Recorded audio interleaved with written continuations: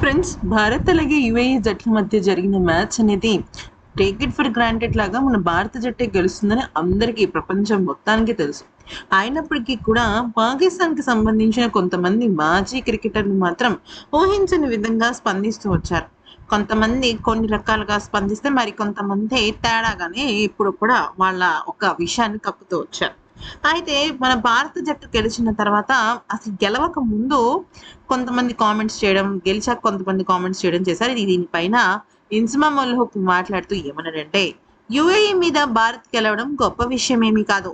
September 14న పాకిస్తాన్తో భారత్తో జరిగే మ్యాచ్లో భారత్ గెలవడం గొప్ప విషయం. ఎందుకంటే పాకిస్తాన్ ఇప్పుడు కొత్త జట్టుగా మారి చాలా అద్భుతంగా రాణిస్తోంది.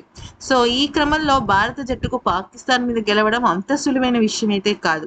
యుఏఈ మీద 23 నిమిషాల్లో ఎవరైనా సరే మ్యాచ్‌ని పూర్తి చేస్తారు. కానీ పాకిస్తాన్‌తో గెలవడమే గొప్ప విషయం అంటూ ద్వంద్వ వైఖరితో మాట్లాడాడు.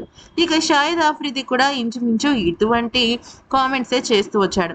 తనేమన్నాడంటే, ఆటగాళ్ళు మంచి హుషారు మీద ఉన్నట్టున్నారు. మొదటి మ్యాచ్ అనేది యుఏఈతో జరిగింది.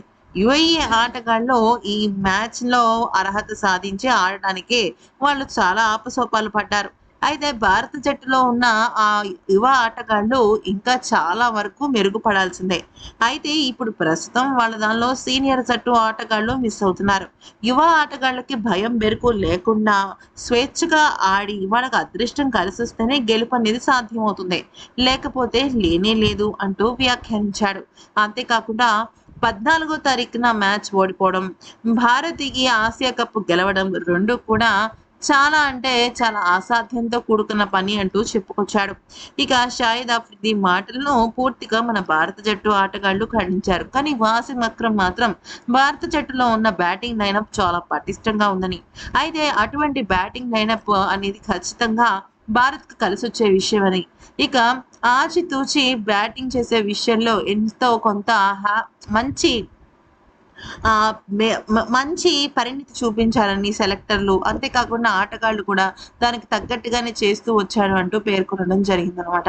అయితే ఇక ఈలోపు షోయబ్ అఖ్తర్ ఏమన్నాడంటే, అసలు గనక యూఏఈ గనక భారీ స్కోర్ కనుక చేసి ఉండుంటే బాగుండేది. వాళ్ళ బౌలర్లను బాగా స్టడీ చేసి మంచి స్కోర్ సాధించి ఉండుంటే బహుశా భారత్ భారత్ భారత్ కూడా యుఏఈ చేతిలో ఓటమి పాలైపోయేదేమో అంటూ కామెడీ యాంగిల్‌లో చాలా నీచంగా మాట్లాడాడు. అయితే ఇక వాసిం అక్రమ్ తప్పించి మిగతా వాళ్ళందరూ కూడా వాళ్ళకి నచ్చినట్టుగా అస్సలంటే అస్సలు భారత్ మీద వ్యతిరేకంగానే స్పందించడం జరిగింది. మరి ఈ వీడియో గనుక నచ్చితే లైక్ చేసి సబ్స్క్రైబ్ చేసుకోండి.